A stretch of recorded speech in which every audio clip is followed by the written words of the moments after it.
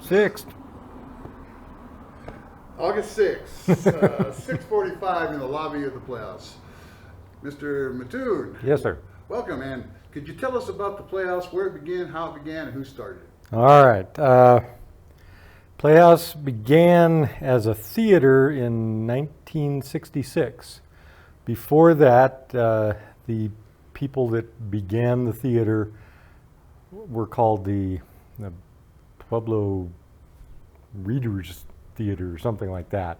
They got together and read plays together, but I think they wanted to be able to perform them, and so they tried to figure out a way to do that. And among that group, I know from my father, who was one of those members, Bill Matton, and his wife, my mother, Laura Matton.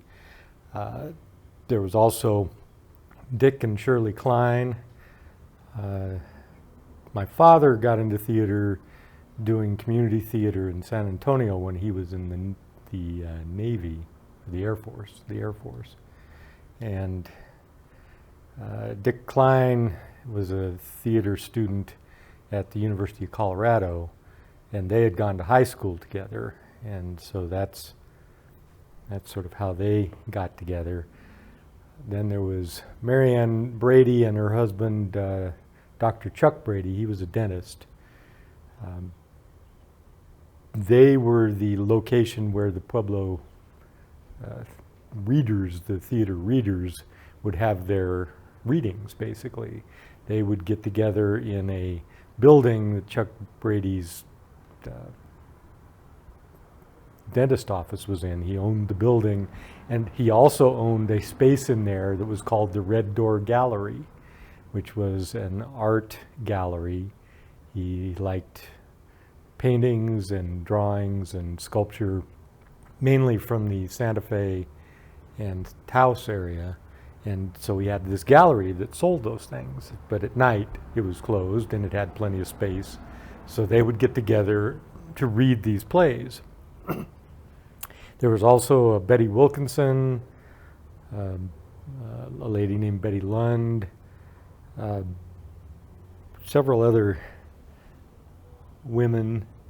A gentleman by the name of Palmer Chalela was involved early on. And once they decided to do a theater, they needed to find a space, and of course they had no money. I've read in a couple of old articles that they had a coffee fund for the reading group, and people would throw money in the coffee fund, and they would buy their coffee to drink while they were doing their readings, and that was what was used as the initial budget for the theater, and it had $18.51 in it when they decided to first start the theater.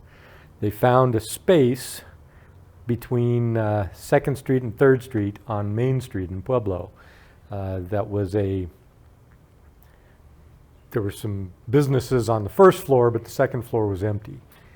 And so that's where the theater was made. They rented that space for $1 a year, and they were able to stay there, I think, for 3 years before it sold, and they had to leave. I remember the space because I was a child in 1966. I was 7 years old. I remember going up there while they were building it, and it had a long staircase that went from Main Street toward the back of the building in just one long straight shot up. And it was a taller than normal 1st floor, so there was a very tall staircase. And it went up to the back of the building, and there you turned to your left. They had 2 restrooms there and a table where a ticket taker would be. The stage was against the back wall of the building, and the audience sat with their backs toward the windows that went out to Main Street.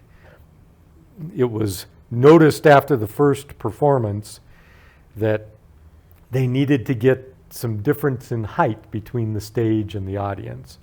They were all on the same level, and they had, I don't know if they were folding seats or what kind of donated seats they had. They had seating for about 100 people in the building. The stage was on the flat floor, and the seats were on a flat floor. I think they maybe had a couple of levels of risers that I think were probably pallets, so they weren't very tall risers toward the back. Were they calling themselves the Impossible Players at this theater? They did. When they incorporated, and my father was the one who wrote the articles of incorporation for a nonprofit, they were trying to come up with a name, and the name that they came up with, and I believe it was Marianne Brady, because as they were going around trying to fundraise, people kept telling them it was impossible in the size of town of Pueblo to have a community theater that was going to be viable. And so that's how they decided on the name Impossible Players. And I have, well, let me grab this.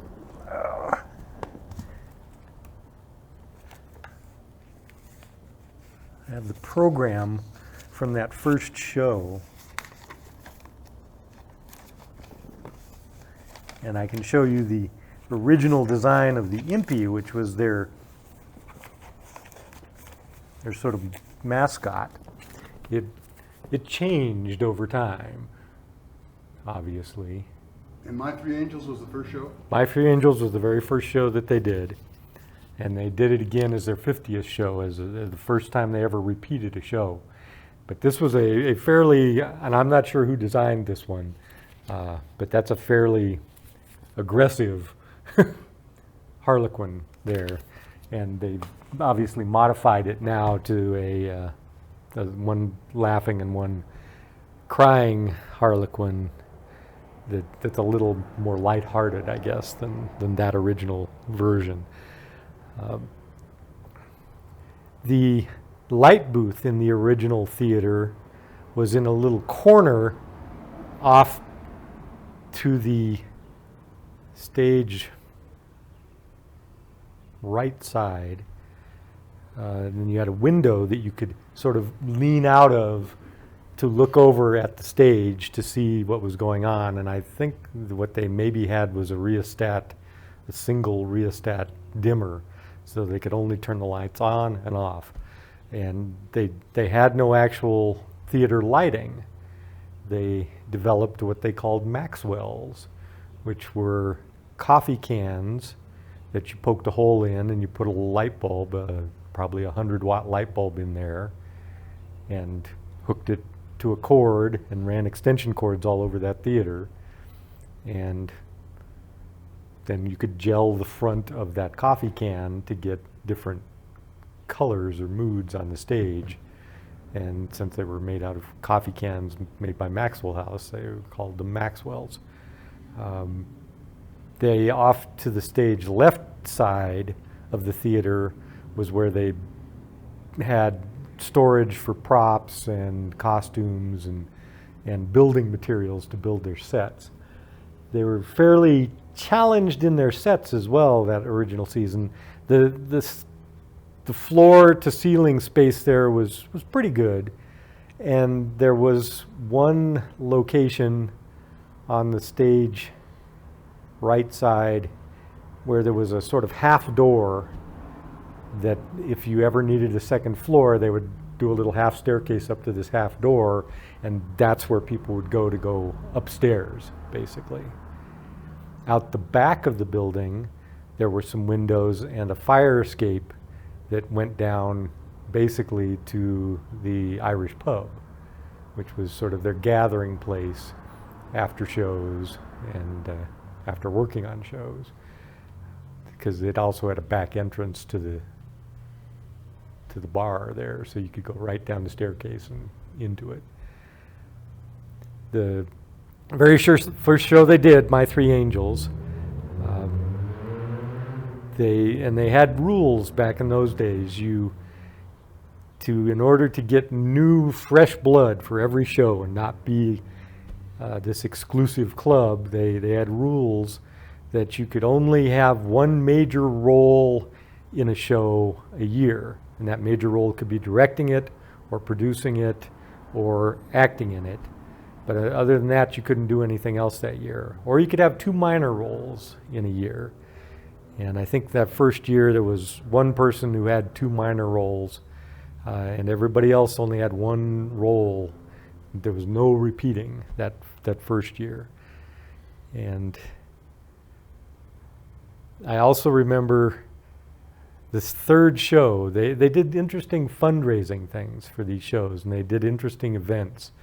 The third show they did was a show called The Rainmaker, which was a show set, I think, in the Dust Bowl days, and there was terrible drought, and there would be these con men that would go around claiming that they could make it rain. And Dick Klein played the lead role in that show of the Rainmaker. And as the show ended and people left the theater, there were members of the crew and things down at the bottom with umbrellas in their hands. And they had a hose sticking out of the window of the light booth, and they were sprinkling water down on people as they left to indicate that the Rainmaker had indeed made it rain. And so everybody that left the theater had to be escorted out under this tiny little rain patch under that door. And let's see, like I said, I think the first 3 seasons were there. And then they had to move. The owner of the building actually sold it, and so they had to move. And they looked around and they found a place in the oldest building in the city of Pueblo. It was an old flour mill, and it was owned by the Coors distributorship here in Pueblo. A gentleman named Otterstein, Adolf Otterstein, ran the Coors distributorship, and he had this group of buildings that backed up to the train tracks through the center of town, and it was on Oneida Street. And he had a part of that building he had turned into a strange museum in the front, and then in the back there was a bar area where he could serve his Coors beer, and behind that was a car museum, because Mr. Otterstein collected antique cars, and he had a number of Model A's and cars from the 20s, 30s, and 40s back in that back room. There was a second floor and a third floor on top of that his son used as an apartment in one part, and he let us have the rest of it basically free of charge. We had to pay the utilities for the building, but didn't have to pay any rent. And so we moved there. And one of the things that I think was a smart idea by the group when they first got started, a number of them had gone to school here in town, and the school that existed when they were school age was the Pueblo Junior College. And it had a campus on Ormond Avenue, and some of them were involved in the theater program there.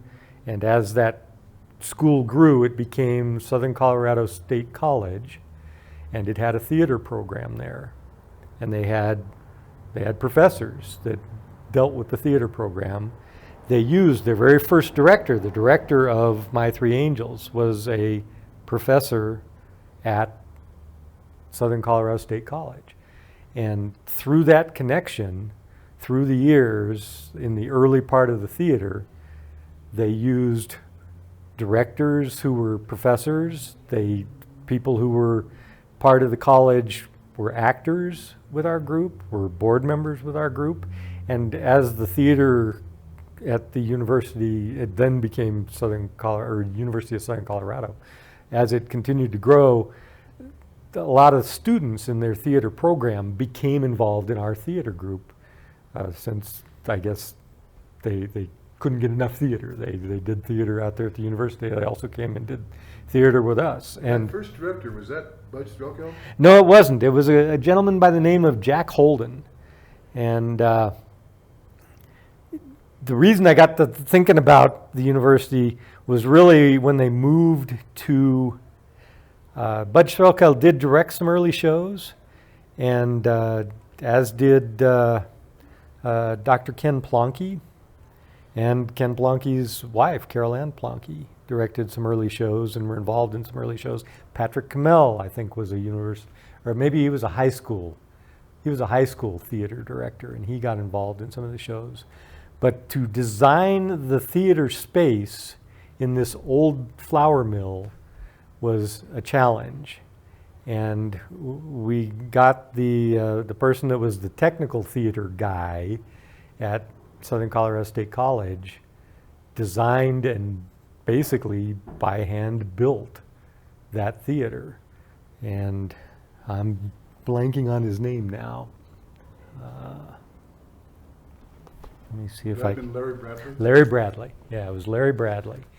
And so he designed that theater, and they learned from the mistakes that they had in the original theater. They built up the stage, I think probably 2 feet or thereabouts off the deck of that second floor, using again moving pallets basically underneath as a base, and then plywood on top of it. They built up risers for the seats that were a fairly decent size up, so that there weren't any blocking of heads of people that way. The building had some challenges in that it had fairly large 2 foot by 2 foot pillars that supported the third floor, some of which, were pretty load bearing and couldn't be removed. They were able to remove a couple of them and replace them with smaller metal pillars, but there were a few big ones that cut off some views and from some of the seats. Then they built a light booth in the back. So as you came into the theater, you had to come up some stairs through this museum part, and then came into the lobby area where we built some bathrooms, and we had an office, and we had some storage spaces there. Then you went into the theater. You had to go upstairs immediately to get into the theater from the back, and then would go down to various seats. There was a fire escape that the cast and crew would come through, so that we weren't disturbing and making Mr. Otterstein staff the rest of the building while we were just there working. There was then the third floor, and on the third floor, that's where our dressing rooms were, and our equipment to build our sets and storage for sets, and the lighting grid was again this system of extension cables and a larger rheostat system that allowed us to do dimmers in a more traditional manner, where you could have some actual scene settings and mood changes and things of that nature. The challenge of the third floor was, because this building was well over 100 years old, you couldn't creep up there without it being heard downstairs. And if you had a large cast in a show, you had to be warned to move very slowly and quietly, or else you were disturbing the audience's attempts to watch the show. Were there restrooms for the cast and crew up there? There were not restrooms for the cast and crew. The only restrooms were in the audience area, or in the lobby area. So you could, I guess, if you were desperate, if you were a woman, you were desperate, you could sneak down a back staircase that we had and go to the restroom that way. Or if you were a man, you could go out on the fire escape and relieve yourself out there. There was also because it would get fairly hot in there. There was no real air conditioning. I think it had a giant fan on the third floor that would draw hot air out of the room. And there was a large sliding metal door behind the stage you could open up, and that went out over the first floor area where those cars were stored downstairs, that you could also sneak out to, I guess, if you wanted to. In the winter, that was all kept closed because it would also get fairly cold in there. Although the building itself was very thick-walled and did keep its temperature not too bad in the winter. We were there for a long time. We stayed in that particular theater for boy, I think maybe 20 years, 15, 20 years.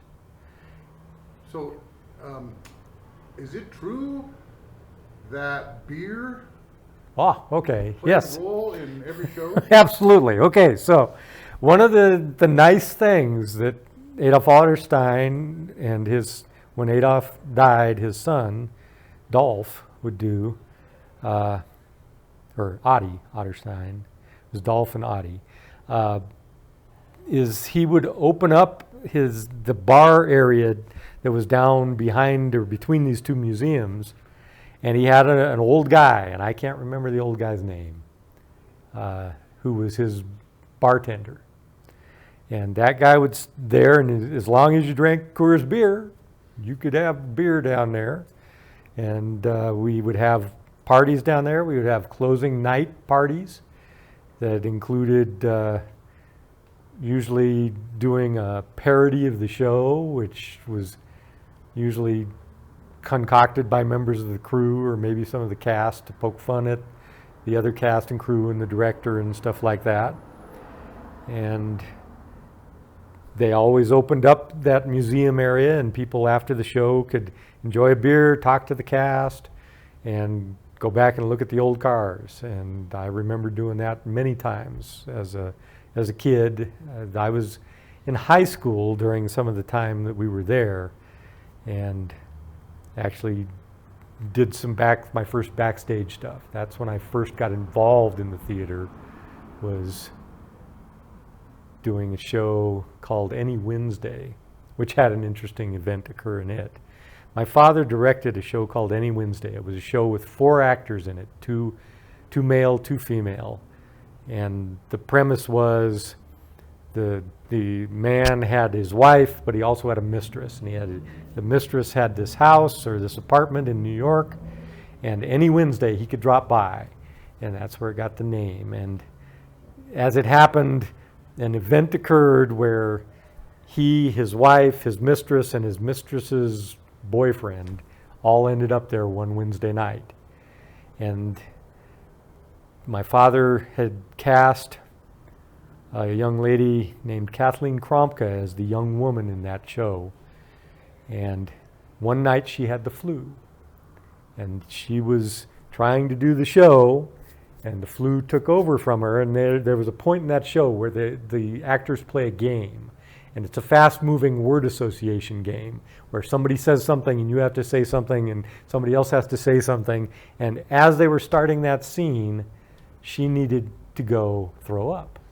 And so she exited the stage through a door, went out onto the fire escape, and threw up. And I was holding the door for her while she did that because I was working backstage that show. The other actors, not knowing what was going on, tried to continue with the scene without her, which was hard because everybody had a specific line they had to say during that. And then after she finished throwing up, she ran back on stage and started up with her first line of that game and drew them all back into the game and finished the show. But it was the first time I really got to see the difference between being on a television show or being in a movie and being in live theater, where everything can happen differently every night, and you have to be able to adapt to that. Wasn't there a time when the lead failed to show up? There was. That's true. There was a show, and it was early on in their years there too. It was a show called 1,000 Clowns, and there was a man who played a father of a young boy in that show that was sort of the lead in that show, and he got arrested. I think it was opening night, or maybe the night or two before opening night, something like that. And so he could not be there because he was in jail. And what they did was, the father of the young boy had been rehearsing with the young boy during the 6 weeks of rehearsal period. The young boy's scenes were primarily with his father, and the father's scenes were primarily with this young boy. And so this father, the actual father of the kid playing the young boy in the show, knew the lines pretty well. And he was a guy involved with radio, so he knew how to project, he knew how to talk, he knew how to extemporize, he knew how to use his voice, and he stepped in on opening night and took over that role and finished the run of that show. We used to do, I think it was 10 performances of a show back then, and did that whole run. So I don't know if the guy ever got out of jail, but he never came back to the stage and never got to finish that show. What was the capacity of the theater? Let's see, the first one, the one down on Main Street, had about 100 seats. The one on Oneida Street, I believe, had about 150. Give or take, given that some of the seats were not usable. And in those days, we were the only game in town, other than a professional theater company that would come through occasionally. There were a couple of ways professional theaters would come through and play at Memorial Hall. But we were the only game in town, so we sold that place out frequently. And occasionally they'd put in folding seats or extra seats on the ends there. I'm sure the fire marshal, had he ever been there, would have been aghast at all of that. And eventually the fire marshal did get wind of our business model down there. And the reason we eventually had to move from there was the fire marshal strongly recommended that we not continue to produce plays there in the manner that we were, with these electrical wires running everywhere, and probably well over the capacity of the... So while you were at the Oneida Theater, did you ever go to any other theaters, do any away shows? Yes, we occasionally did. There were occasions where we put on shows that were of too big a scale, really, for the theater there. The theater there that was designed by Larry Bradley was a really nice proscenium stage theater. It had a curtain that came down, but it had its limitations. The city of Pueblo decided to build an art center at one point, and the main piece of that art center when it was originally built was a 500-seat theater that was going to bring in people. And they talked to us about coming there at one point and being sort of a house theater for them, and we really weren't interested in that. But when they opened that theater, we wanted to do what we could to sort of be a part of that, and when we did a show called The Lark, which is the story of Joan of Arc. And it was a big production with lots of people in it. And so we put that on at that theater. We did a show in conjunction with the University of Southern Colorado. We had one year planned to do, I think, a show called The Time of Our Lives or something like that. And the university, I believe it was the university, approached us and said, would you like to do Romeo and Juliet with us? Do a Shakespeare show. And I think that one was actually done at the university in Hogue Hall, maybe. No, was it also at, okay, it was also at the Art Center stage. And then we did a musical called Gigi on that stage as well. When we had to move, when it came time for us to move from Oneida, and we didn't have a home at that point. We were homeless, and we didn't want to lose a year because the way we work is you make money on a show, that funds the next show. We really didn't have a big bankroll to go. And as it became clear to us that we were going to have to move from Oneida, our president at that time, her name was Linda Bullock then, Linda Randall, started making us do fundraising events. And we did a lot of fundraisers. We did things called an evening on the veranda at Rosemont Museum's veranda outside that raised funds. We took a old-timey melodrama on the road and performed it at various venues to make money. We did radio shows at various venues, old-timey radio type shows, all these different fundraising things to raise additional money so that when we moved, we'd have some startup money at a new theater. We were thinking we were going to have to maybe buy a new place, an actual building, or we were going to have to remodel something. So we were putting all that together. So when we had to leave Oneida, we negotiated with School District 60 for a rehearsal space initially. And that was in the old Central Grade School off of Lake Avenue. They had a second floor there, and that they let us use that as a rehearsal space. And we rehearsed 2 shows there. We rehearsed a fundraiser that we were going to do called Steel Magnolias, an all-woman show primarily. I think there are a couple of male roles in there. And that was performed on the Art Center stage. And then we still didn't have a place to move, so we negotiated with the Art Center to do a year season, 4 shows at the Art Center. But District 60 was like, you can't use our District 60 building anymore to rehearse. So we started looking again, and we discovered that the state hospital over off of Francisco and 13th had a theater building on their campus that was sitting unused. It is an enormous theater that we couldn't perform at, but they would let us rehearse at and build our sets at. And so we spent our year building sets and rehearsing on the state hospital grounds, and then moving everything to the Art Center. Now the Art Center, with its 500-seat theater, meant that we could no longer do 10 performances of a show and expect to fill up that 500-seat theater. We could expect to get a decent sized audience in there for 2, maybe 3 performances. And so when we did these shows there, I think the one with the university, that one I think ran a full 8 performances. But most of the other stuff we did there was really only 3 to 2 nights that we would do a show there. And that was always difficult for the cast to rehearse for 2 months and go put on a show for 2 nights and be done with it.